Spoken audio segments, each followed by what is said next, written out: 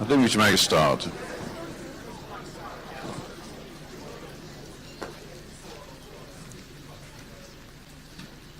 Well, a very warm welcome.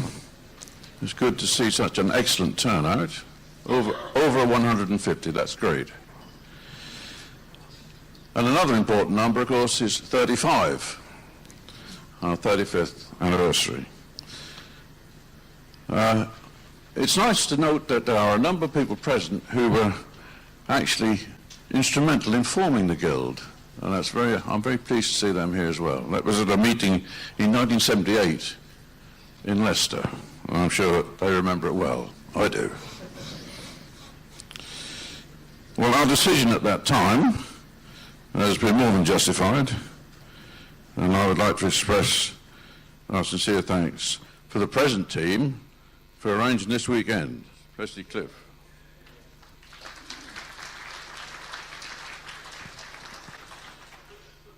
I cannot remember coming to Ashford before, so I looked it up in Lewis's Topographical Dictionary. And I understand it's an ancient market town, and in the 19th century was much involved in the linen trade. I doubt if that's the case anymore. But what I did note was that one of the very prominent citizens in the first Elizabethan age was a man called Robert Glover. And he was an officer of arms, a genealogist, and antiquarian. And he was responsible for a number of heraldic visitations. And he seems to have made a point of recording pedigrees to support claims of ancestry. How about that? And this apparently was considered to be a marked innovation by the other heralds. Anyway, I hope his philosophy will inspire us as we immerse ourselves in the many activities which have been specially arranged for us this weekend. I declare this conference open.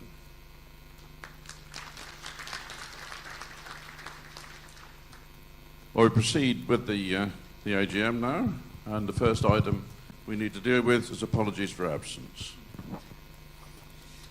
Good morning, everyone. God, I heard that. I received several apologies, and these are in alphabetical order, but then I got some extra ones. So there's Mandy Blake, Monica Bush, Alex Christensen, Michael Edgerton, Bernard Juby, John Lustig, Rose Norton, Jenny Towie, Peter Towie, Alec Tritton, Sharon Colin Ulf, Graham Walter.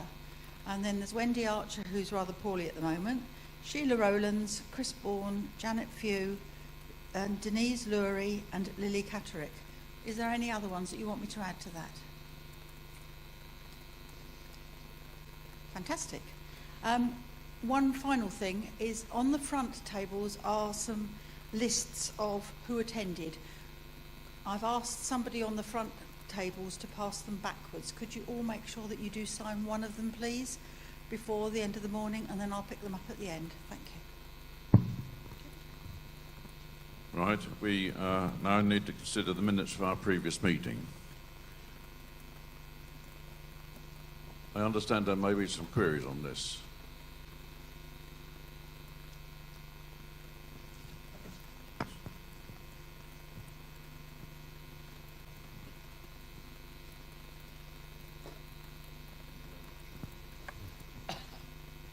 Mr. President, the last AGM, if you remember, there was a motion from the floor that the Reverend David Gines should be co-opted to the committee. This was duly seconded. And so the Reverend David Gines went out with the committee, but during their election of officers, they produced a candidate out of the blue, which nobody knew anything about, and overturned the wishes of the members of the Guild and did not co-opt the Reverend David Gines. Now, I sat on my first committee in 1963, and I've sat on many and chaired them since, not just family history, but local, national and international committees. And I have never, ever known such a thing happen. And I blame myself that I didn't challenge that at the time, but I was so stunned, and I think many other people were, that I let the opportunity slip. But when I got home, I wrote to the chairman, pointing out that I thought the committee had been totally wrong. What they did was totally undemocratic, and indeed, I believe, underhanded. And it was a deliberate attempt, in my opinion, to keep that candidate off the committee. There seems to be some doubt about what co-opted members are. As I've always understood it over 50 years, co-opted members are members who are added to a committee above the establishment necessary because they have special skills or, you'll forgive me, I've just had a new knee and I'm not standing very well. If they've got special skills or qualities which would bring to the committee and help them in their work. Now that particular candidate certainly, in my opinion, and I had nothing to do with his proposal, had very special qualities. He served for 10 years in Her Majesty's Army and reached the senior non-commissioned rank it's possible to reach. He then went on to be a minister and served in many places overseas and here, where obviously in both those things he got a wide experience of administration and handling people. Now I know that the Constitution, before somebody throws it at me, says the Executive Committee is responsible for electing its own committee and officers. I have sat through and helped to form many constitutions over the last 50 years. Constitutions are not there to be absolutely interpreted rigidly. They are there to be interpreted for the benefit of the members. That's what I've always believed.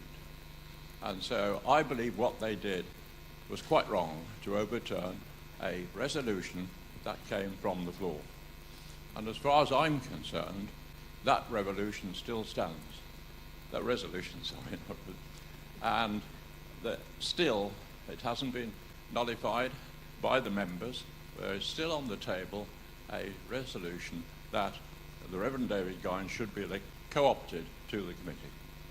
Now that's what I have to say, but I do believe that the minutes should be amended because they make no mention of this at all after the committee. They don't say about the second candidate being produced. So that's what I have to say, and I propose, Mr. President, that the minutes should be amended to reflect a true resolution of what took place on that day.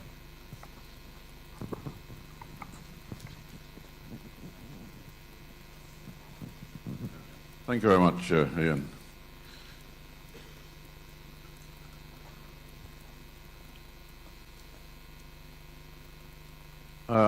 We'd like to know really how other people feel about this. Would anybody like to propose an amendment to the minutes along the lines that Ian has suggested?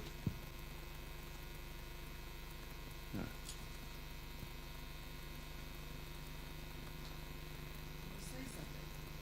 Please do.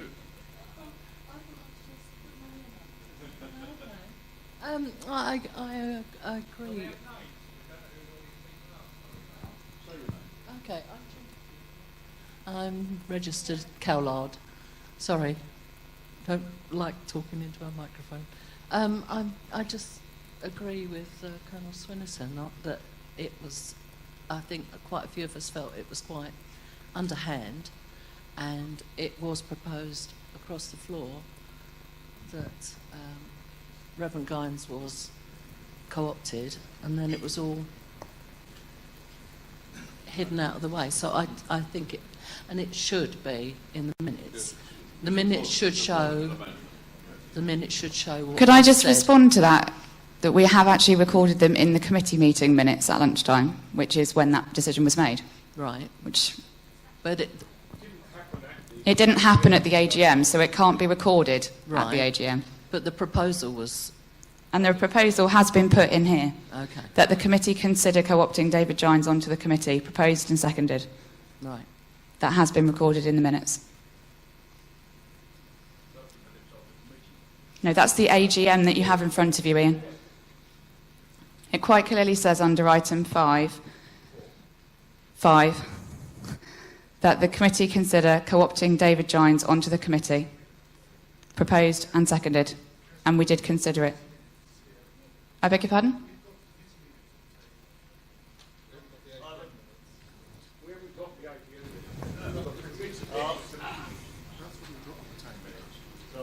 I'm not the conference organiser.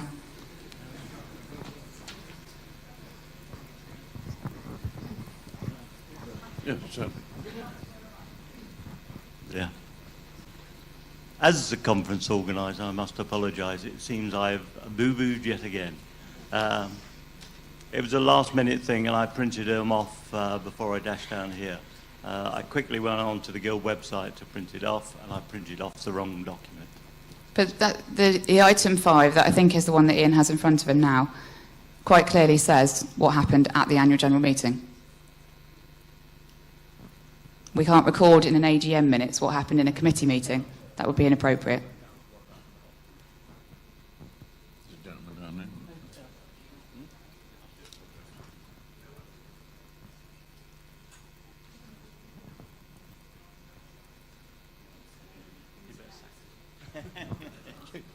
Be my pleasure.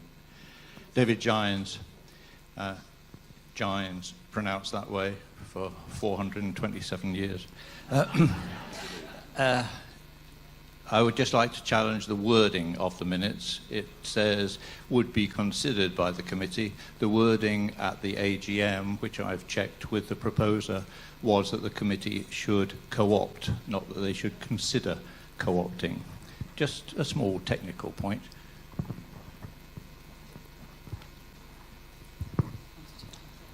Peter Hagger, team manager of the Constitutional Review.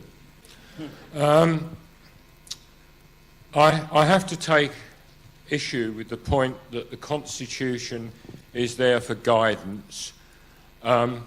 We are a registered charity in the United Kingdom, and we are bound by that Constitution. The charity commissioners are there to police that Constitution. We cannot pick and choose which bits we apply, which is why during the review we're trying to get it right. I have to inform you that taking a resolution at the AGM was out of order. Our Constitution says they have to be given in advance of the AGM. I think it's 28 days. So that made that resolution technically null and void. You might have recorded it, but it is...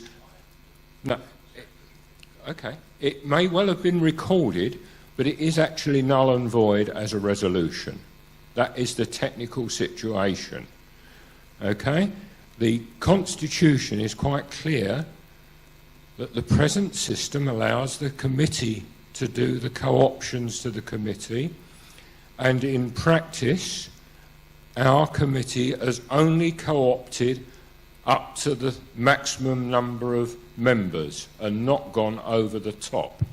In fact, I can remember on some occasions we've not even filled all the vacancies either by election or by co-option. I'm not trying to go into the rights and wrongs of the issue. I'm just trying to tell you constitutionally what is correct. Thank you.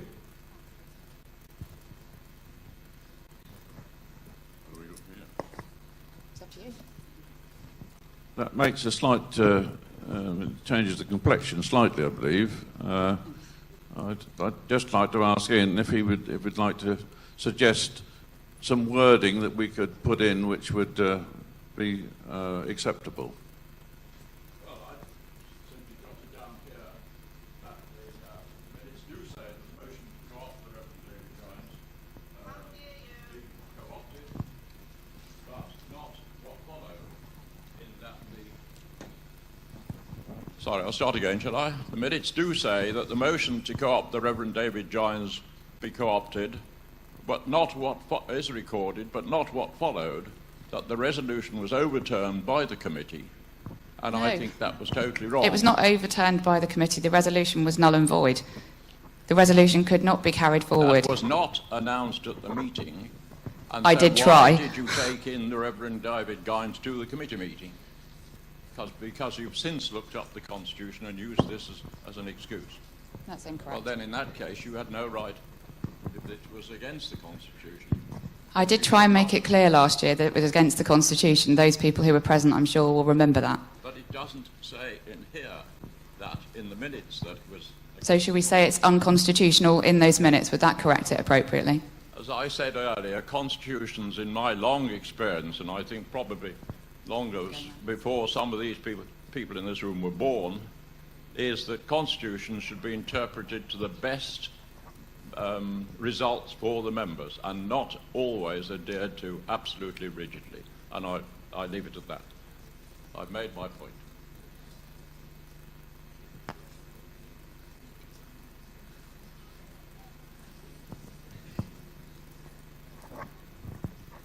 Hello, Anne Shankland. I wasn't at the AGM last year, so I don't know what happened. All I can do is read the minutes. And it seems to me that there are two issues here. One is, Ian is saying that the resolution at the AGM last year was that David Gines be co-opted. What I read in the minutes is the committee consider that David Gines be co-opted. They're two very different things. And I can't help feeling that the second one, that the committee consider that David Gines should be co-opted, was weakened from the original resolution because David Gines was not actually co-opted. Now, whether or not that resolution at the AGM was valid or not, the minutes indicate that it was, and that is another inaccuracy which I would like to see corrected.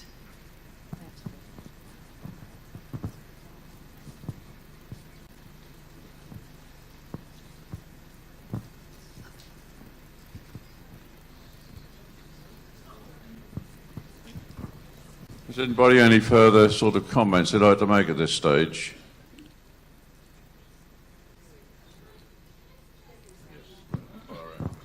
Hold on a moment, Debbie, because people can't hear you. I'm coming.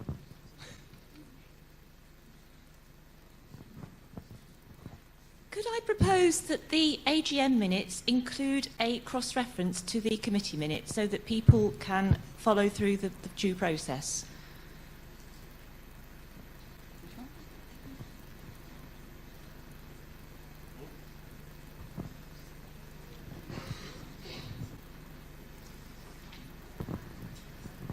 Corinne, good enough. I would suggest we need an additional clause, either or renumbering, to the effect that at the AGM last year, which I wasn't present, but I was viewing digitally, to the fact that between matters arising and the result of the Guild election, a resolution was made from the floor that the Reverend David Gines should be co-opted on the committee. This was then deferred to the committee meeting, which was held later that day. I think that wording's perfect. Thank you. Covered. Up. Cathy Whitcroft, I was at the meeting last year, and could I suggest that it says that the this proposal was made and seconded and approved, however, it was declared to be unconstitutional? I think that was what I said a moment ago. Either of those wordings would be fine, I think, personally. Yeah? Should we go with the second one? Because I think it was a little shorter for Jan to write. Can I have a seconder for... Is it Cathy? Cathy. I can't see whose hand that is. Graham. How can I not see that one? Okay, all those in favour of the change to the wording? Anybody against? It's carried. Thank you.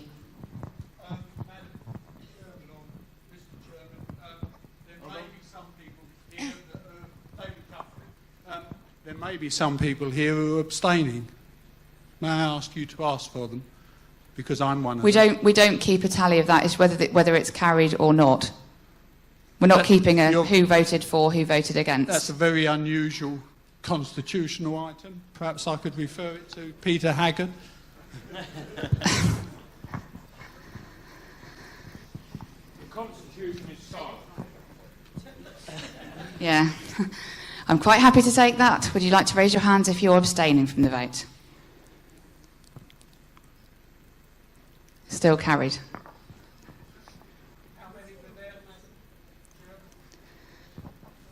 I think we're getting into slight minutiae now. We have an overwhelming vote for, and therefore it is carried.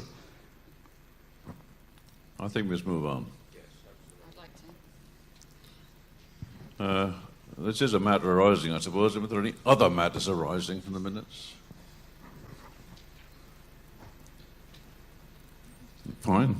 The next item is, in fact, the result of the Guild election.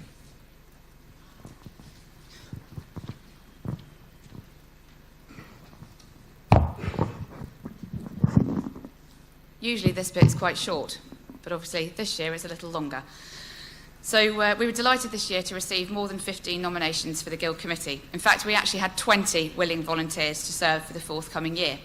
In accordance with the Constitution, which we've referred to several times already this morning, 200-word statements were circulated to all Guild members. That was 2,551 individuals across the globe.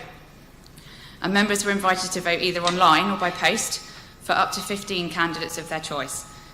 830 people did exactly that. And that's a 32.5% turnout. Now, you may question, and people have, is that a good or bad result? Well, if you ask the Electoral Reform Services, they say 10 to 20% is average, and they say 32.5% is good. So you may think, well, okay, there's quite a few Guild members who haven't actually used that vote, but there are a multitude of reasons why that might have happened. Of the 830 people who voted, 352 returned their vote by post, and 478 voted online. I trust that you all used your vote wisely. We'd be delighted to hear any feedback you have so we can learn lessons from the process for future elections.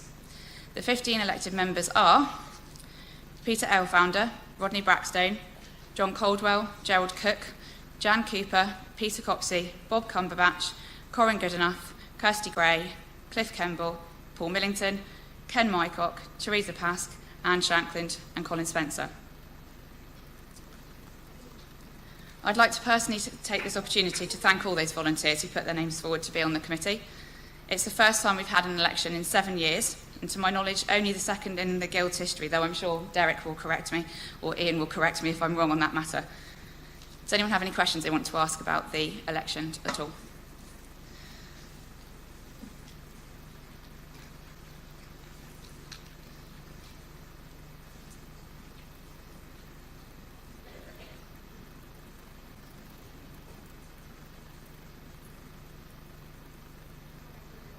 It's not on.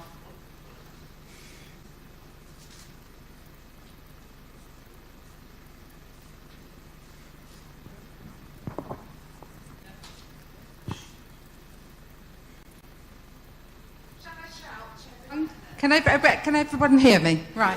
I'm one of the people whose name is up there on the presentation, but what I would like to know is the results of the individual numbers for each of the candidates, please.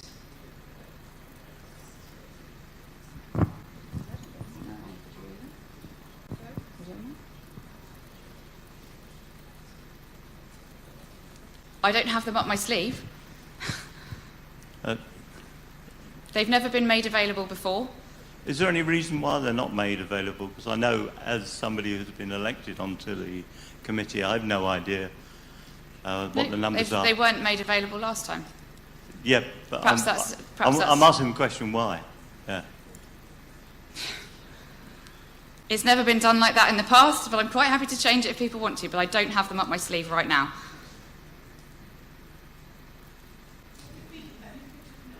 I wonder that, Teresa, but...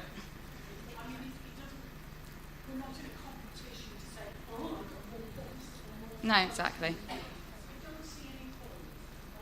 I'm not in a position to be able to supply them right now anyway.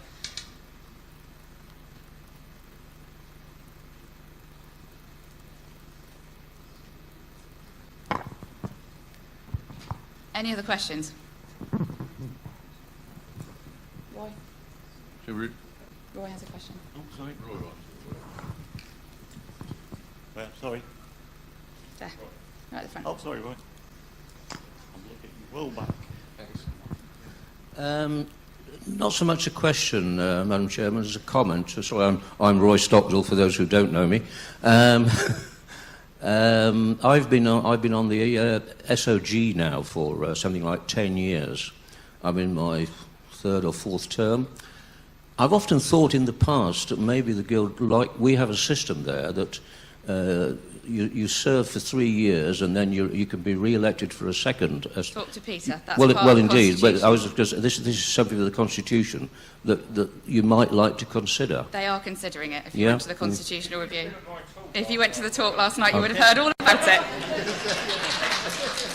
So sorry, Peter. I was playing pool. Anyway, you are that is something you're considering because I think it's I'm not on the Constitutional Review team. quite a good idea actually. Okay. Any other questions? No? Okay. The next item now is the committee report on the activities of the Guild. Okay, so committee report on the activities of the Guild. Ooh. Yeah, no, I know. Yeah. Yeah, no, it's in here. Okay. Since we met in Cardiff last year, we've been notified of the decease of 23 members of the Guild. Most notably our own Vice President, Richard Moore, who used to be a regular attendee at Guild seminars, AGM and conference. Indeed, he'd actually booked for this event. Before you look at this list with grave concern, we did actually have 2 Colin Spencers originally. There is one sat at the front still, but the other one we have actually lost. I think he joined about a month before you, Colin, so he was always Colin Spencer, and then Colin was colin.spencer2 at one-name.org. So now we only have one, so I haven't completely lost the plot. So perhaps we could all stand for a minute's silence to remember those people we've lost in the last year.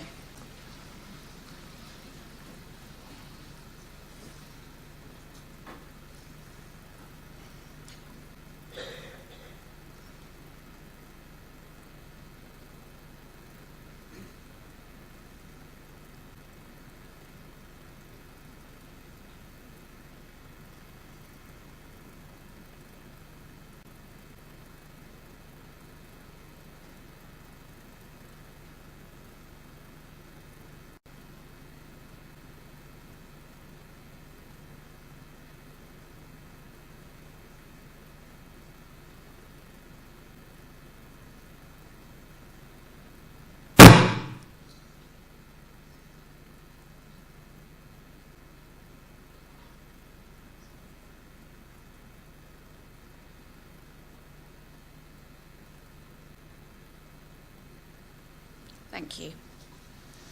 I don't know what that funny noise is. Okay. It's over there. Okay, don't worry. Okay, you will all have received the formal report of the trustees with the April edition of the Journal and also in your conference packs. At the AGM last year, as we've already talked about, we announced 14 members of the committee and we're pleased to have 2 willing volunteers for co-option. That said, an unenviable position, as I'm sure you'll appreciate, to have to choose between 2 excellent candidates. Colin is the second committee member who's not permanently based in the UK, highlighting our continuing desire to be recognised as a truly worldwide organisation. Committee members don't have to be post holders. However, Colin has been an integral part of the web team this year. His development of the new Guild website and many other web-based activities will be highlighted later on in this report. I'm not going to repeat everything you have within the trustees' report, but I will try this morning to add some additional remarks about our activities in the year, but also bring you up to date on what's been happening since the end of the reporting year, which was last October, obviously nearly 6 months ago. Conference attendance was at its peak 5 years ago at our 30th anniversary celebration, which set the bar pretty high for this year. Have you quite made it, Cliff? More attendees than Peterborough? Yes. No. Didn't think so. And I didn't reach my target. No, but pretty good. So obviously that bar is high for the anniversary celebrations. So this is 6% actually of the membership that's in the room, so 6% of our total membership, and we're delighted that we're actually continuing to broadcast the conference and AGM. That's for the 3rd time this year, so a warm welcome to people who are watching online. In terms of Guild governance, the Guild continues to be run by the committee, its trustees. A number of the trustees form the executive committee, which has particular responsibility for day-to-day governance and finance. And this year we've continued to run with 2 subcommittees throughout the year, That's seminars chaired by Rodney Brackstone and marketing chaired by myself. We continue to publish committee and subcommittee minutes and papers on the members area of the website. Additionally, draft minutes as well as agreed minutes are available. We continue to strive for open and transparent governance, and we're aware that you, the membership, want to know what's being discussed and decided at all levels on your behalf. In terms of membership of the Guild, in difficult times, we have once again continued to grow our membership. At the end of March, we had 2,615 members, which is 59 higher than at the same time last year. We also have 2,435 registered studies, also an increase on last year, which cover 8,621 surnames and variants. We continue to use and develop all possible ways to communicate with members. The committee makes use of the Journal, Chairman's Newsflash and the Guild's own website for outgoing messages. Roy Raymond continues to man our free phone telephone numbers for the Guild, as well as for members, to the public, as well as for members, to reach the Guild for general inquiries. The Australian 1-800 number is about to return to being operated in Australia from 8 a.m. till 9 p.m, 7 days a week, and Roy will handle the hours of darkness. The Australian regional reps have rallied and found someone who apparently has long experience in Guild matters and understands the requirements for registration, so I'm told. He is, of course, David Evans, who unfortunately has been unable to travel over from Australia. Regular conference attendees will know that David is very frequently with us. The Journal continues to be a highly respected magazine covering a wide range of topics relating to one-name studies and news about the Guild. Teresa Pask has now been editor for 3 years and continues to produce journals of an exceptional standard, I'm sure you'll all agree. All journal editions from July 2012 issue have been converted to e-book format and are available to download from the website. They've also been converted into flipbook format for display on the website as an alternative to the current PDF. The latest version was a special 40-page edition to commemorate the 100th anniversary of the outbreak of the First World War. This was made possible by 8 authors who submitted their stories about World War I. Special thanks to Simon Last, Gillian Barnes, Margaret Spiller, Renison Veyro, Michael Stonehugh, who actually submitted 2 articles, Anne Williams, Peter Rushen and Richard Cook. Teresa is in a really fortunate position of having quite a backlog of articles, and that emphasises that people are actually reading the articles and being inspired to put pen to paper. However, I hasten to add, I'm sure she'd like to still continue receiving your articles, and she strives to include all articles whenever she can.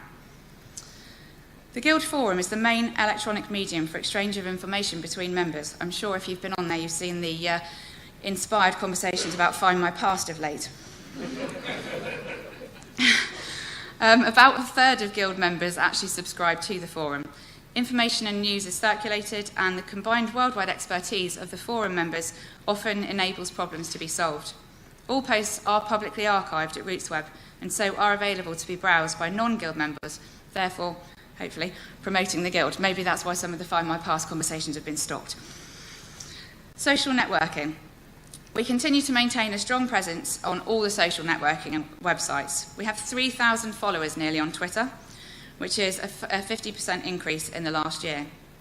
Although only 162 Guild members are actually on Twitter, which is amazing, some of those members are very active, as we've seen in the last 24 hours. And Twitter serves as a very useful way of increasing awareness of the Guild worldwide. We have a public Facebook page, which is open to members and non-members, and we now have over 2,000 followers, double the number compared to this time last year, again serving as a really useful way to promote the Guild's name. We also have a private members-only Facebook group, which has 341 Guild members. The group's particularly popular for sharing news stories, photos of Guild events and things like that.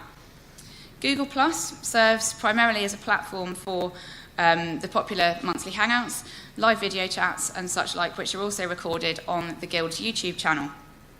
The YouTube channel hosts a growing collection of educational videos and seminar recordings, and that channel has had 5,560 views in the last year.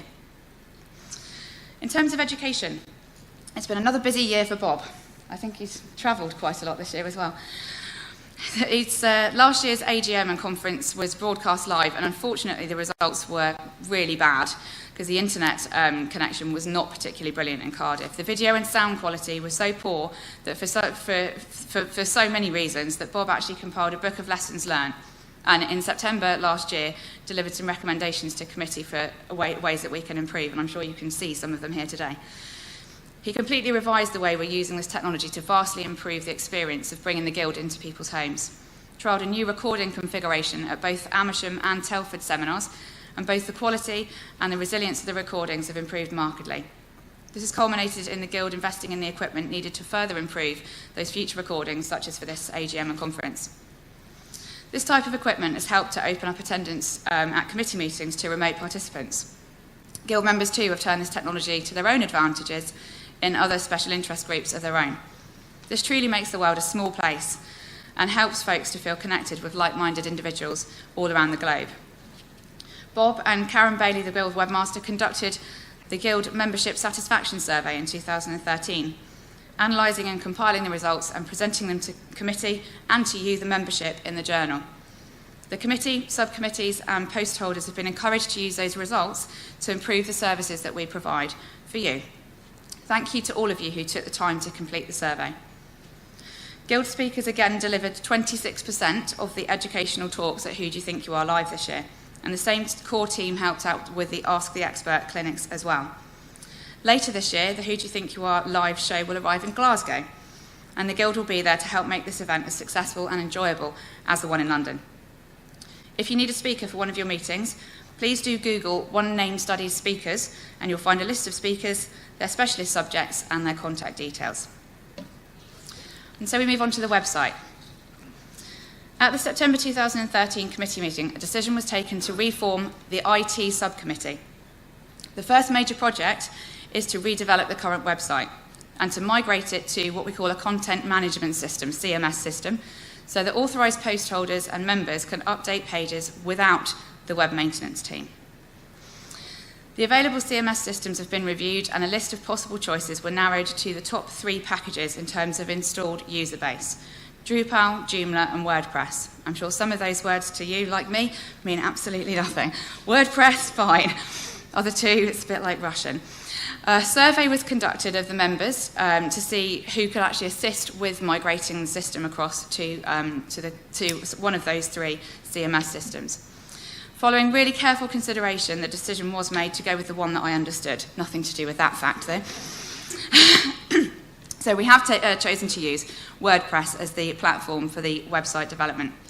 So as you can see on the screen there, the website development we split into 3 phases: public-facing, the members' room, and then the back office. So the public-facing site is obviously the first part of the site to be redeveloped. This is our showcase to the world, and so we're going to focus on those areas necessary to educate non-members about One Name Studies. So key elements of this will be searching for registered studies from the front page that immediately present a surname profile, where it has been created, and member contact details. This phase will also implement the ability for members to register an interest in a surname which hasn't already been registered, and for these interests to be presented as part of the search results. We also have a common events calendar, and this calendar will show all events that the Guild has a presence at, and will also include regional events. The calendar will be a self-service item, in that those members who need to publicise their own event will have access to it and create their own events, so it doesn't have to go through the web team. This will allow those planning events to be able to review forthcoming events when planning a new one to prevent clashes. The next 6 event titles will be displayed on the front page of the site, and those titles link to the full details of the event. And then Guild News. The titles of the 5 most recent items of Guild News will also be on the front page, and the titles will again link to the full news story. Again, those members who need the ability to be able to do that will be able to make the entries for themselves. News for members only will not be visible to non-members on the front page of the site, but will only be visible to members. So the site is designed to be responsive, and will scale the content to reflect the size of the screen that the visitor is using to access the site. The Guild shop and the journal pages will also be accessible, as now, from this phase of the development. Access to the existing members' room part of the website will be provided by means of a menu link, as it is now. So in terms of the members' room, that phase of the development will concentrate on the membership side. The self-service section of the members' room will be enhanced to reduce the reliance, again, on the web team to update content and allow members to easily create their own content. Those changes will mean that post holders will be able to create and publish their content as they require. A new photo gallery is going to be introduced as part of that phase and will allow the easy uploading of photographs by authorised members. The necessary back office functions for post holders will be delivered during that phase as well. Functionality not delivered by this phase will still be available from the existing site, so we won't lose anything as we're migrating it. Is that the right word, Colin? Okay. As we migrate it across. So in terms of committee room and guild administration, that phase is going to deliver the final elements of functionality necessary to allow the retirement of the existing site while still retaining the ability for members to have access to everything they do now. As part of phase 1, Media Wiki will hopefully be made available on the website. A dedicated team, I think we're in the process of recruiting them already, to migrate the content of the existing wiki to the industry standard wiki software. This will allow much greater flexibility in editing the wiki, and you'll be able to include illustrations, photographs, maps, all those kind of things. The Guild Bulletin Board will be migrated from a standalone bulletin board and will be integrated as a core part of the website, part of phase 2 of that project. I'm sure you'll understand that the timescales for this may be quite long, although Colin keeps giving me dates that I'm going, really? You can do it by then? Fantastic.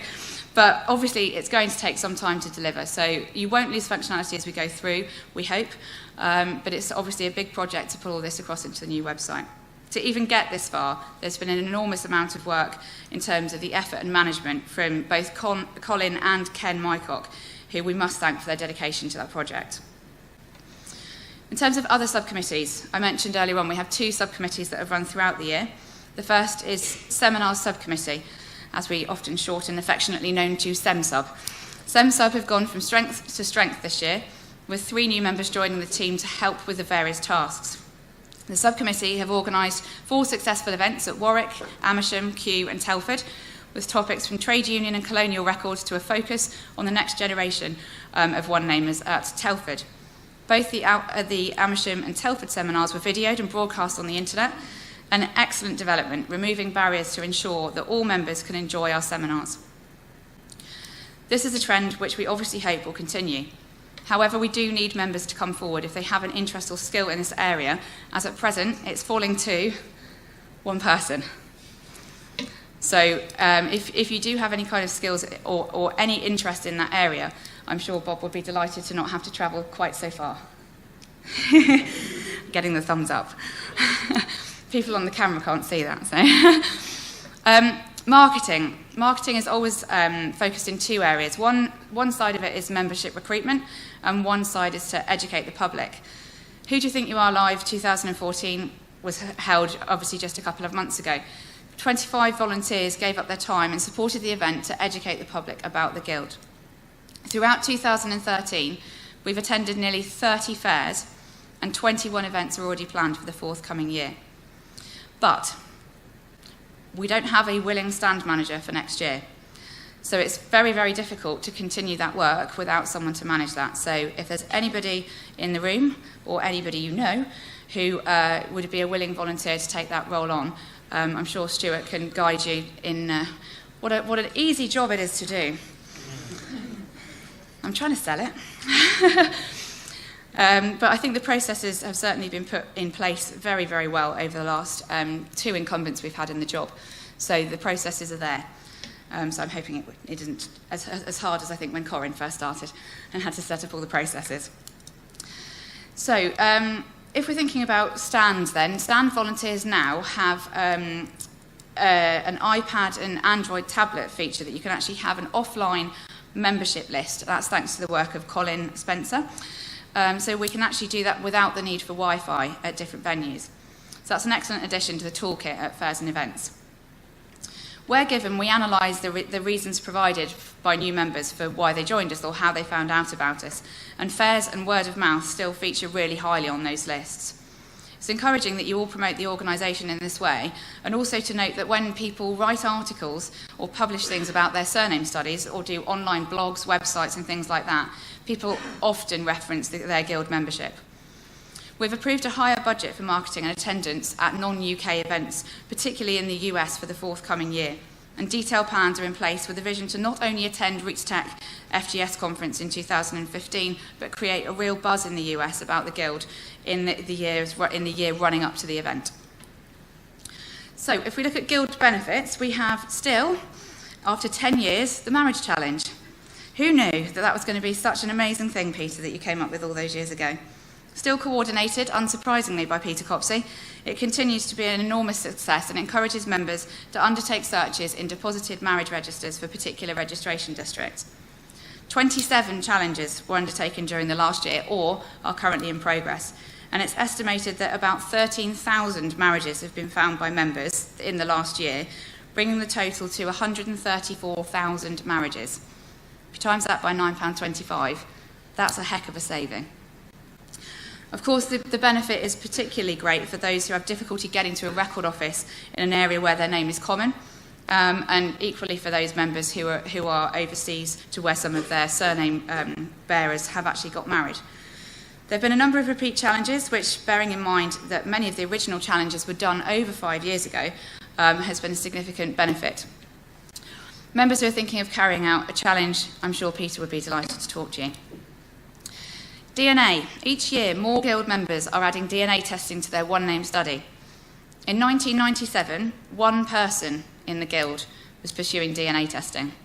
In 2001, 4 members started projects as testing became available to the public through different companies.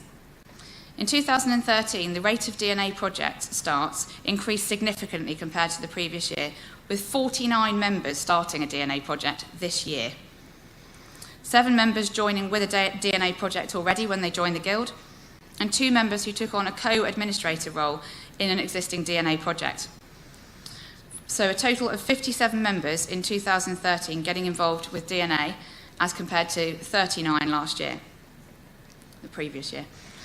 Of the 49 members who started DNA projects, 10 of those required significant negotiation to remove their surnames from an existing DNA project. All negotiations were concluded successfully by our DNA advisor, which is Susan Meets. The Guild benefit of offering 37 marker DNA test kits at a significant saving has been very successful. Our third batch of 100 test kits was recently ordered. Susan continues in her role to assist members with DNA. Members are provided with personalised one-to-one consultancy, such as to address questions and issues, analysing results, setting up a new project for members, negotiating the extraction of a surname from an existing project, all sorts of things that Susan spends much longer than her job description actually says, I think. Regional reps. For many members, our 55 local regional reps are the face of the Guild. Not all are local in terms of the English sense of the word, since continents the size of Australia and North America have 5 and 8 regional reps, covering very large regions indeed. When you think that we have several small regions just around London, it almost boggles that Tessa Keogh covers the entire west coast of the US, Alaska and Hawaii. And I think even that pales into insignificance in Europe, where we have 1 representative and 30 countries. Good luck with that, Colin. I think perhaps local regional meetings are not perhaps appropriate for your region. When you read the job description, though, for regional rep, it might appear a little daunting. There's a long list of jobs that you might want to do. Every region, though, just as we've highlighted there slightly jovially, every region is different. The geography is different. The members are different. The members' studies are going to be different. With so many differences between regions, we don't specify what a regional rep has to do, because we aren't that clever. The job is theirs, and they will make of it what they will. At the heart of it all, it's about being a friendly face or a friendly voice at the end of a phone or a friendly typist at the end of an email, and helping their members to get the most out of their membership of the Guild. We thank all of them for their hard work and the support they give to their regions, and welcome the future contributions of them all. We do have several regions at the moment that are not covered with a regional rep. They are Bedfordshire, Cornwall, Lincolnshire, Northamptonshire, South Africa and Sussex. I think possibly Paul just put that in alphabetically, but... As well as greeting and supporting members in their areas, obviously many regional reps assist by promoting the Guild at events in their regions, seminars, family history shows and fairs, writing articles, hosting hangouts and all sorts of other things. If you feel you can assist your regional rep in any way, please do introduce yourself. There are many people here who are regional reps, and there's also a meeting tomorrow lunchtime for people to meet regional reps and come along and talk to those people. Overall sales for the 2012-2013 financial year were on a par with the sales for the previous year, with a slight different balance on the range of items that are actually being sold. Sales of the Find My Pass vouchers have dropped again. They'll probably drop even further now, I think. In common with earlier years, over 90% of those sales are actually to non-members of the Guild. Software sales, primarily of Surname Atlas and GenMap and Custodian 4, also showed a slight drop.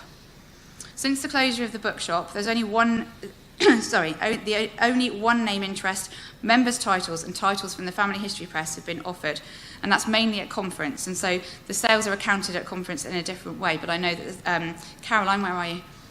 Just in the middle there. I'm sure she'd be delighted to see you during the course of the conference, because she has brought some boxes down with her of all the books and vouchers and things, so please do visit her. An update on some Guild projects. We had a bit of a hiatus with the post-2005 GRO BMD project, and it's been relaunched during the past year.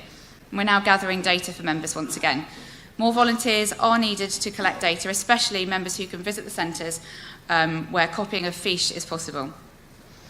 So there's also a review at the moment being carried out on the Guild Constitution, which we've referred to earlier on, and I'm sure that Peter would be delighted to hear from you after his talk last night. The Constitutional Review Team has been underway for several months and has just submitted a summary of the first set of ideas to the committee. So for those of you who weren't at the session last night, who were at the session last night, you'll have had the opportunity to hear those ideas already. Once the team have considered feedback, they'll make some formal proposals for change to the committee, and once again, receive feedback before undertaking the task of actually rewriting the Constitution. The final stage will be to submit that revised Constitution to a ballot of all the members. Other web-based activities. The committee in 2013 commissioned the building of a separate website to commemorate the centenary of the start of World War I. The site allows members to enter stories about their ancestors or study individuals and their involvement in World War I. Photographs, where available, can be attached to those stories as well. To date, there are 55 stories that have been published on the website, and it's hoped that as the year progresses and more emphasis in the media is being put on the anniversary, people will enter more stories on the website. Last year, the committee report covered the various developments to the website and database to enable members to more accurately describe their studies. This year, there have been more advancements in the area of website indexes, and some of these advances have been significant. 3 totally new website indexes, as well as continued progress on the existing ones. You can't have failed to see the BMD Vault, a major repository for birth, marriages and death events occurring anywhere in the world.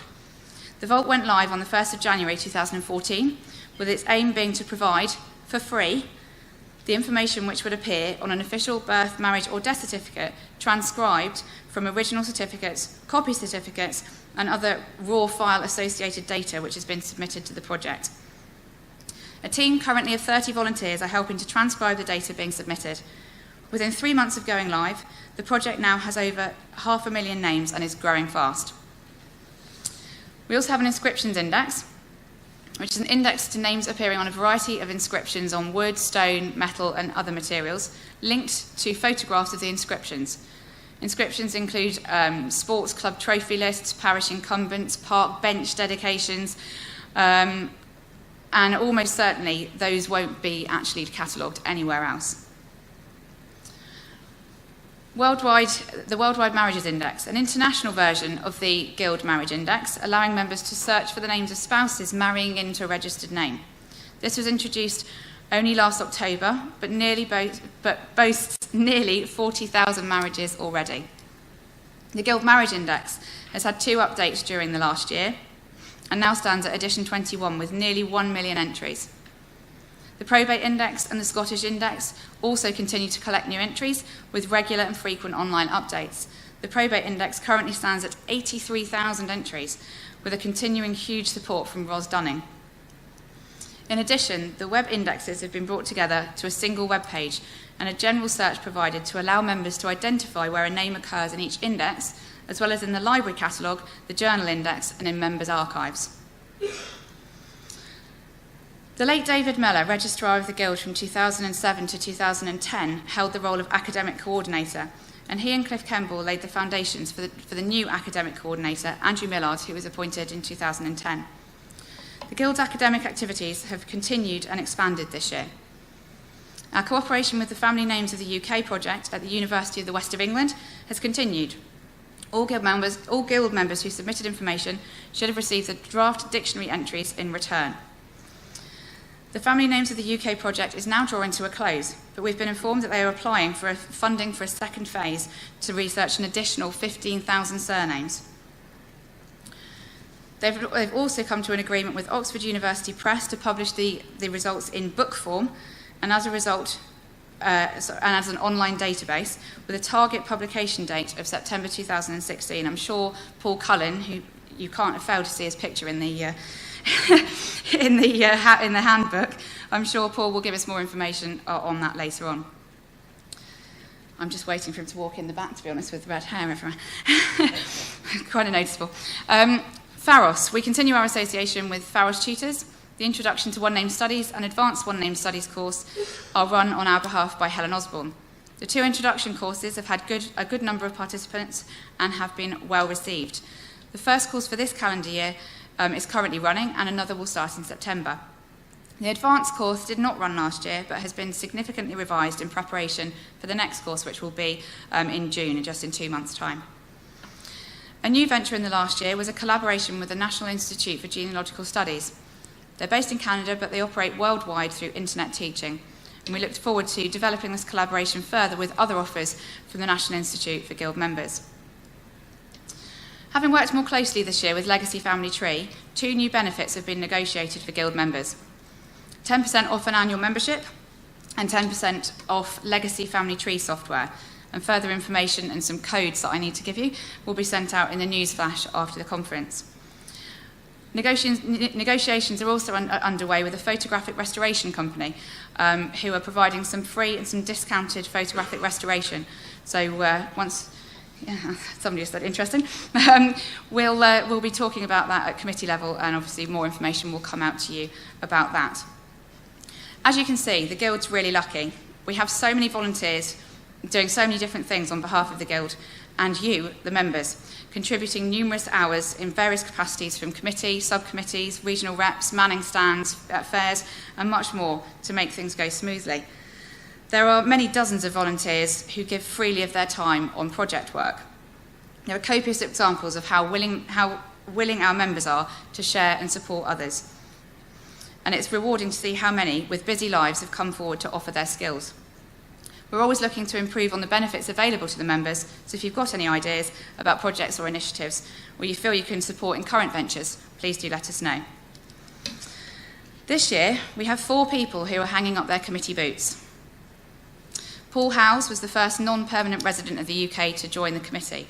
Co-opted at the Essex conference 2 years ago, Paul immediately took on the role of regional rep coordinator and has developed the non-UK team during his tenure, encouraging representatives across the globe to work in a way that suits their region. Where are you, Paul? Stand up. Thank you very much for your help. No, stand up and take the applause. Okay, Karen Bailey, who isn't with us today, joined the committee in 2011. One time when I wasn't the youngest person on the committee. And served first as assistant webmaster and more recently as webmaster. With a background in marketing, Karen has made many changes to the design of the Guild website in order to modernise it, and with the assistance of the IT subcommittee, she's been involved in the concept, planning and redesign of the website. One of the many committee members who gave their time to the Guild while still working full-time. Karen was the youngest member of the team, but that now falls back to me. Stephen, where are you? You have to stand up. Stephen Daglish joined the committee in 2009 and took over from the late David Mellor as registrar in April 2010. Registrar is one of many roles within the Guild that requires particular skills. in order to be successful in post. The job description says the post holder must have the ability to work speedily and systematically and have a sense of tact and diplomacy. I'm sure anyone who's crossed paths with Stephen will appreciate that he has those qualities in abundance and provides wise counsel at challenging times when individual complaints are received about members and or their studies. He'll be an extremely hard act to follow as registrar, but I know he's got some innovative ideas of how we can improve the support to members giving up their studies when the time comes, so watch this space. Thank you very much, Stephen.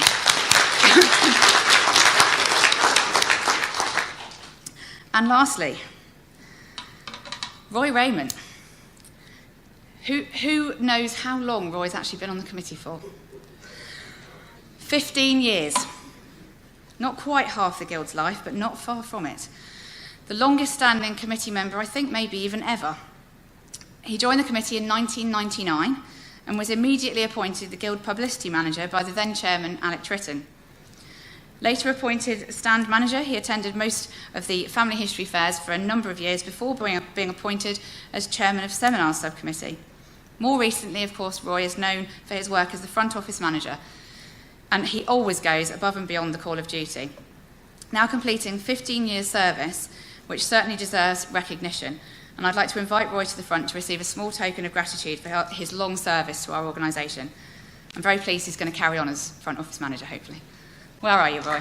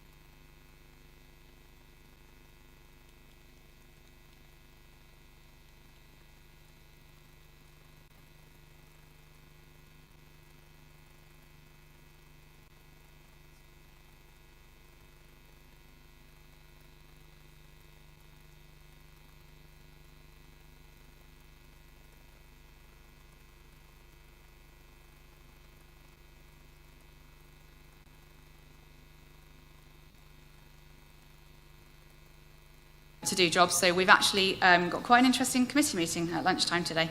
Hopefully the white smoke will come out quicker than last year. So committee meeting at lunchtime today. Hopefully the white smoke will come out quicker than last year.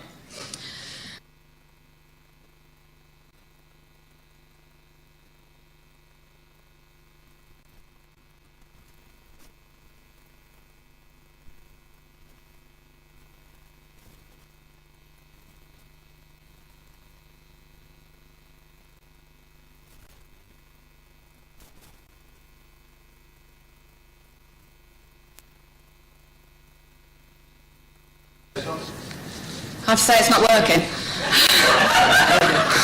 I have to say it's not really a question, Kirsty, it's just a comment. At least 4 of us who were on the DNA stand, who do you think you are, that are good Guild members, but we tend to get missed off the list of people that actually participated, so just file that away for next year.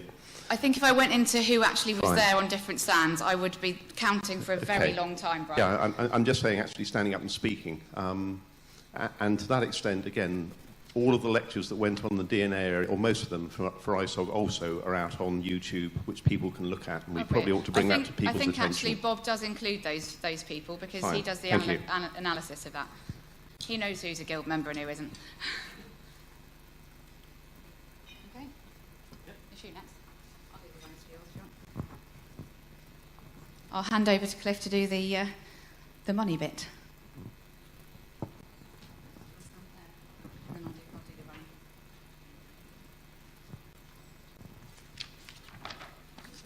I thought I'd better open the accounts to see what it looks like this year. As always, we've done well. We've done exceptionally well. And in the last 10 years, I think we've always maintained the amount of money that we get in, increased the amount of money we get in, to ensure that we can finance all the activities that the Guild does. And as you've just heard from Kirsty, the wide range of things we do is quite tremendous, and that needs money. And it's been my responsibility over the last 12 years, or at least partly, to make sure that that money comes in. We managed it yet again. We got 100,000 in, and we spent 100,000. As a treasurer, I'm one of the unusual ones that says, let's spend, spend, spend. Just rely on me to make sure that I get the money in so we can spend it. So, where do we go for the future? As you know, I'm standing down now. Well, I'm actually standing down after the end of October because I've... I didn't think it was now. No. No late surprises. It is October because the financial year ends in October. I've committed myself to complete the accounts for that year. It means that I will stand down in October. I will work on until the account is finished after October, but I will remove myself from that role. And one of the surprising results of the, not surprising, but one of the difficult results of the election was we did have 2 volunteers for assistant treasurer that had an interesting side effect in the sense that an assistant treasurer doesn't need to be on committee, but the treasurer needs to be on committee. Unfortunately, both the people who put their names forward for assistant treasurer haven't been put forward for the committee. So we're going to have an interesting development in October, or the end of October when I go, because there will be no officer available, at least currently, to take on the role. What I hope after the committee meeting lunchtime that we will bring in Tracy Kerr as the assistant treasurer. I hope I'm not speaking out of turn there. And eventually, hopefully, she'll be able to come onto the committee. We've got to see how we can achieve that. I've told the committee, because I informed them 2 years ago I was leaving, and I stand by that. At the end of October, I shall be standing down as treasurer at least. So I just wonder, is Tracy around? Could you stand up, please, Tracy? Because I know we've spoken a couple of times, but I just want to remind myself what you look like. So he's always been good with names and faces. Have we met before? That's what I was trying to... That's what I thought. There was a reason behind that. Tracy also lives in Kent, so it should be good to communicate fairly easily. You'll be seeing a lot more of me. The accounts themselves, I don't really want to say very much about it, and I'll leave it to you to ask numerous questions, or hopefully none at all. The only real problem we've got is ensuring that we continue to get money in. And one of the means that I've always ensured we get money in is by ensuring that we maximise the gift aid. I've managed to achieve that, and I hope to continue to do that in the future. It's really the bonus elements of the money that are coming in that ensures we can do that much extra. On the financial side, we also haven't got as much income from our investments. That's partly because the interest rate was so abysmally low, I decided no longer to transfer it into the deposit account, and I kept it in the current account, so there's almost nothing there. I have made arrangements to transfer some money which will ensure some interest next year, and I'm looking for developments of ensuring that we maximise the interest in future years. It was in the strange position, as all charities are, that the charity cannot get a very high interest rate, and I can get something like 10 times. Personally, I can get interest 10 times higher than the Guild can.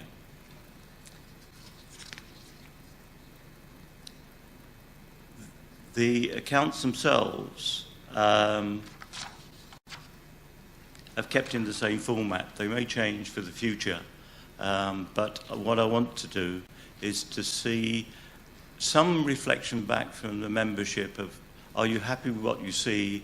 Is there anything unclear? Is there anything we need to change? I think the fact that I've been doing it for 10 years, you've tended to got it in one style. This might be the time to change it to the year after next. raise questions first. Any questions about the accounts themselves before I put him forward? Excellent. Thank you very much. I'd like to propose that the accounts are adopted by yourselves. Seconder. Seconder, please. Alan thought this was... Alan, well done. Thank you very much. All those in favour? I'm being prompted from behind, you see. Get the abstentions. Right. Any abstentions? You haven't done against yet. Okay. I can do it in whichever order I like. I'm here. Abstentions. I'm sticking by what I said. Abstentions, none. Anyone against? Thank you very much.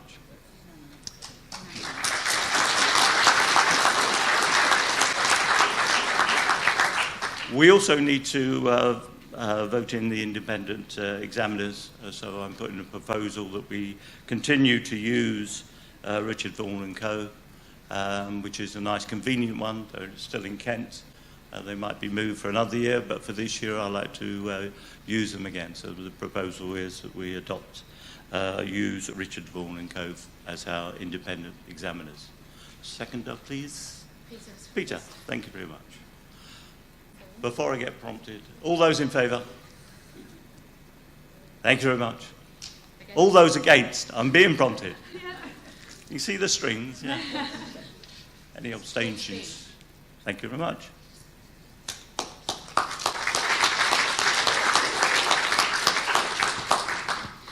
Okay, this is the point in the meeting where the committee have the opportunity to recommend to the AGM the honorary appointments for President and Vice President. This is done so that those worthy of honour are not forgotten, but you do not have to accept our recommendation. The committee recommends the re-election of Derek Palgrave as President of the Guild, and as Vice Presidents, Howard Benbrook, Ian Swinnerton and Alec Tretton. Anybody like to raise questions or anything about that? No? Okay, then I'd like to propose those appointments from the chair. So all those in favour, please raise your hands. All those against? All those abstentions? I'll remember that forever now. Thank you. Okay, so the next part of the meeting is to announce the Master Craftsman. I'll do this from here. Don't need that one then,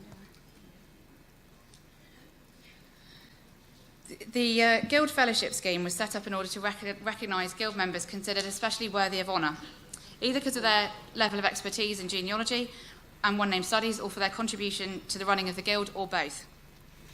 New candidates can be proposed by any member of the Guild, subject to the approval by the Master Craftsman of the Guild judging panel, which consists of current Master Craftsmen and no committee members. The agreement of the nominated individual, Master Craftsman of the Guild, are always announced at the AGM. This year it gives me great pleasure to announce 2 awards. The first of these goes to a gentleman who has been a regional rep for over a decade, giving lectures to people about one-name studies, as well as travelling far and wide to represent the Guild. When he hears someone is coming to his region, he always arranges a gathering of Guild members and is an extremely welcoming host. His region is perhaps one of the largest in the world and the furthest from us here today. During his tenure, there have been several seminars in Australia, and the membership down under has increased to 148. He frequently attends the annual conference, but unfortunately the one that's actually giving him the Master Craftsman of the Guild, he's not actually able to join us here today, but he's asked Ken Toll, I believe, to accept the honour on his behalf. So Ken, if you'd like to come up, and if we can give David a round of applause in his absence for that award.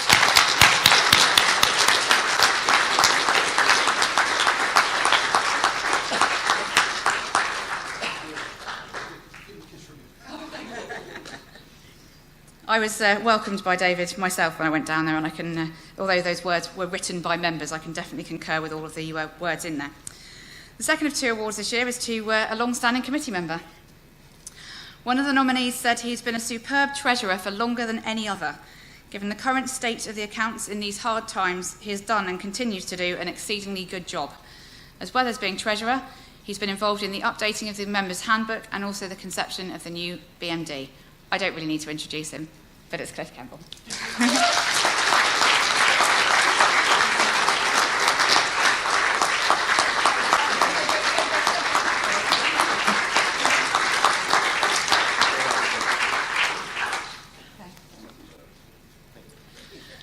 Okay, the other award that we give through the Guild is the Award of Excellence, which is intended to complement the Master Craftsman of the Guild scheme in acknowledging members' contributions to One Name Study publication.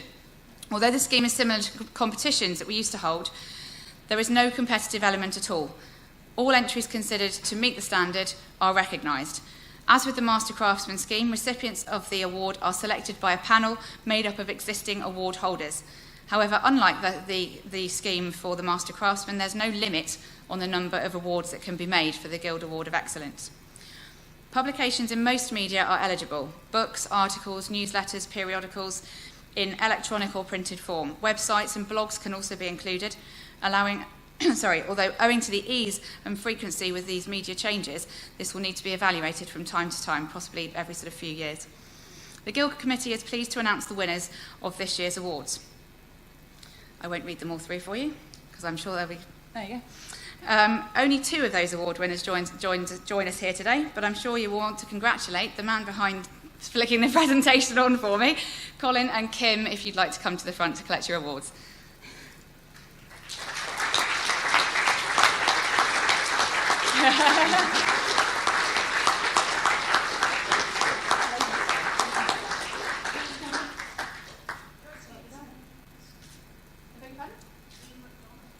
Is he?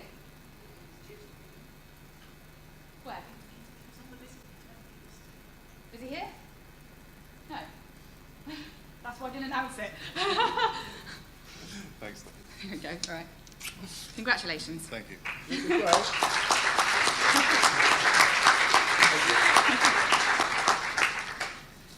Okay, I think I have to hand over to you now. You do.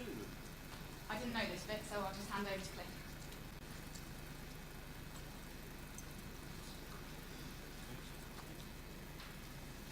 This wasn't...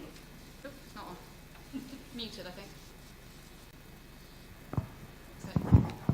This wasn't on the agenda because it was meant as a surprise. Basically, we've been going for 35 years, hence the title of the conference.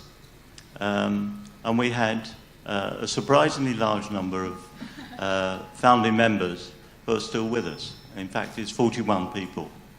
We wanted to give them a little thank you. So what we've arranged is a certificate for those who have remained with the Guild for 35 years, which in itself is an achievement. 41 members after 35 years is quite incredible, I think.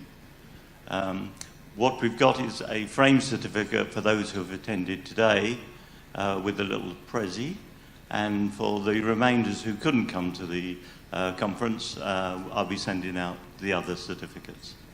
And first, by no means least, I would like to recall Derek Paul Palgrave as the first recipient.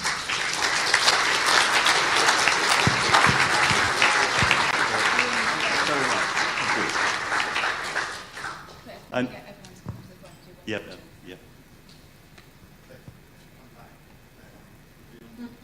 Oh, sorry, I didn't even know where the camera was. Okay. It's there. It's there, so you're okay there. I'm okay there. You're okay there. I'll present the little... President. Oh, that is very beautifully wrapped. Not by Cliff. Not by me. Thank you very much indeed. And we couldn't give one to Derek without giving one to Pamela. So, Pamela Palgrave.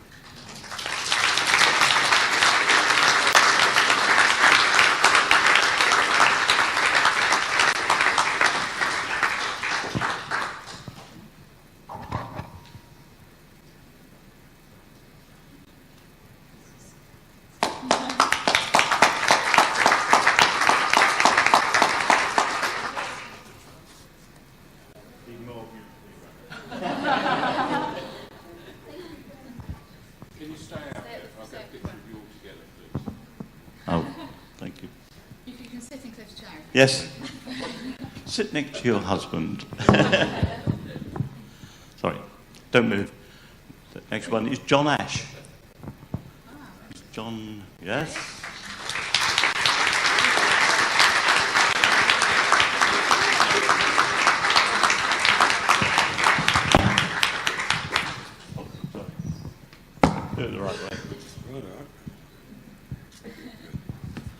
you go. Don't go away. You've got to John. stay at the front, John.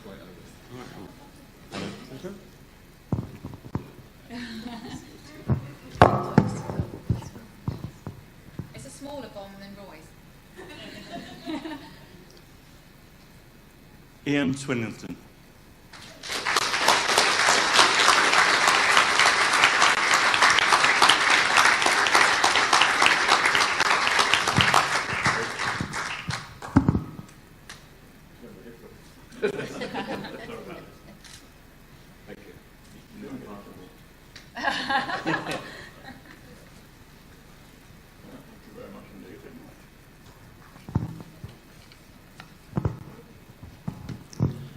David Gaines.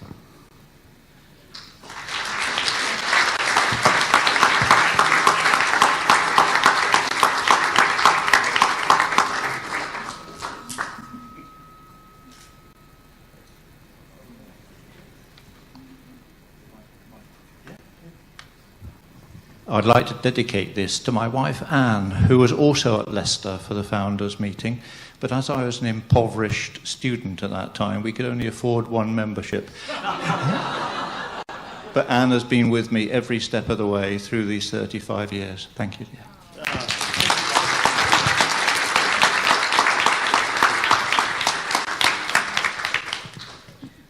And finally, Philip Lloyd.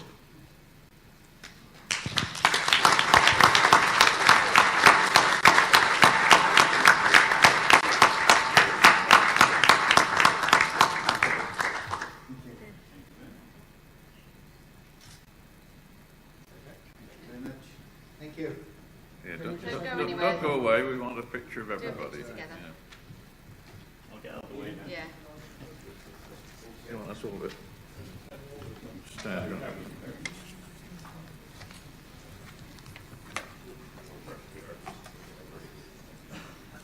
Okay, they're all doing it. No, Peter's got it in. I've got it for you. It looked unusual if you're not holding it. Oh, not posed at all. No. There we go. They might have thought we left you out, you see. Right, look this way, please. And again. Thank you very much.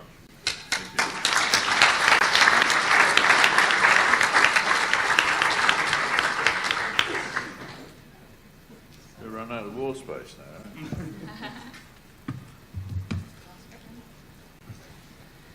Just the last bit of data.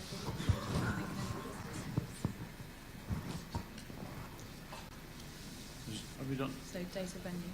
Oh, did right. Because the awards of excellence was Colin and Kim. We're going to do that now, then. We've done that. Oh, sorry. Yes. We're at 11. Right. It's still on, I think. Well, we're on item 11 now, and you're going to tell us exactly where, are you? I wasn't. I can. Next year's conference is from Friday the 17th to Sunday the 19th of April, and it's at Forest Pines Hotel and Golf Resort. There's some details in the handbook, and one of the typos that I didn't manage to find is the AGM is not in 2014 next year, it is in 2015. But everything else is in the book, so apologies for not picking that one up. The address and details is in the handbook. So we're just on to any other business. Of which there seems to be none. If there is no other business, I declare this meeting closed. Thank you.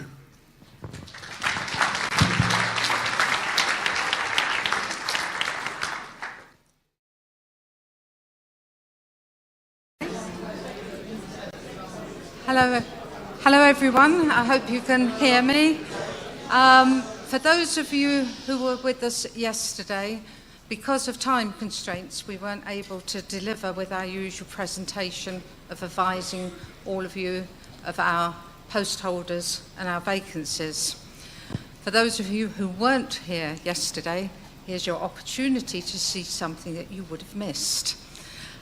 So I'm going to run through very briefly before Bob gives his talk of the post holders and some vacancies that we have that should any of you feel that you have the skills, the energy, the time, or an interest in, we would dearly love to hear from you.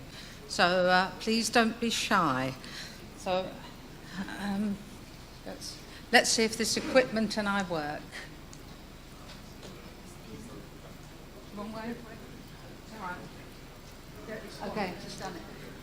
This is the results of the election for the committee. For those of you who don't know me, I'm Corinne Goodenough. So the 15 members for the forthcoming year: Peter Alefounder, Rodney Braxton, John Coldwell, Gerald Cook, Jan Cooper, Peter Copsey, Bob Cumberbatch. I've already introduced myself. Kirsty Gray was elected to the committee. Cliff Kemble, Paul Millington, Ken Mycock, Teresa Pask, Anne Shankland, Colin Spencer. Since that list was prepared, Kirsty Gray has tendered her resignation, which has been reluctantly accepted by the committee. So there is a vacancy on the Guild Committee which will be filled in due course. Guild officers, myself as chairman, Anne Shankland as vice chairman. Secretary Jan will continue her excellent work, and so will Cliff, keeping our finances in order. The Executive Committee will have 3 non-officers to serve. We have two who have put themselves forward, John Coldwell and Paul Millington. We do have a vacancy that is yet to be filled. Chairman of subcommittees, the IT subcommittee, Ken Mycock. Marketing is yet to be confirmed, and the seminar subcommittee, Rodney Braxton. Post holders, academic coordinator, Andrew Millard. Archivist, Peter Copsey. Assistant treasurer, Tracy Kerr. Assistant webmaster, Ken Mycock. Bulletin board manager, Colin Spencer. Constitutional advisor, John Coldwell. Further post holders, data manager, Ken Mycock. DNA advisor, Susan Meets. DNA kit coordinator, Teresa Pask, and editor of the journal, Teresa Pask again. Education liaison officer, Ken Finch, assisted by Bob. Forum manager will be continued by Wendy Archer. Front office manager, Roy. Gift aid manager, Cliff Kemble. Indexes administration, Anne Shankland. Librarian, Roy Raymond. The members' profiles and archive administrator, Paul Millington. Mentor coordinator, Steve Williams. Production manager, Peter Walker. And the publicity manager, to be confirmed. Regional representatives coordinator, Gerald Cook. The registrar, Susan Handleby. Renewal secretary, Peter Copsey. Sales manager, Caroline Smith. Social networking coordinator, Debbie Kennett. Stand manager, wanted. I don't think, going back to that stand manager, it necessarily needs to be an individual. Having been stand manager, it could be a team effort, but certainly we need you wherever you are out there. Volunteers coordinator, Peter Hagger. Warp administrator, Peter Walker. Webmaster, Colin Spencer. I know that most of the committee members are present, so if you are a committee member, could you please stand up so that people can see your face, your project.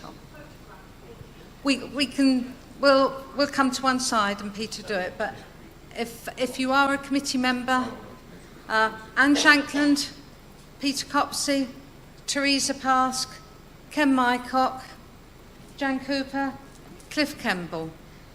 Now you know who we are. Bob, sorry, Bob. Sorry, Bob. I didn't mean to, Bob.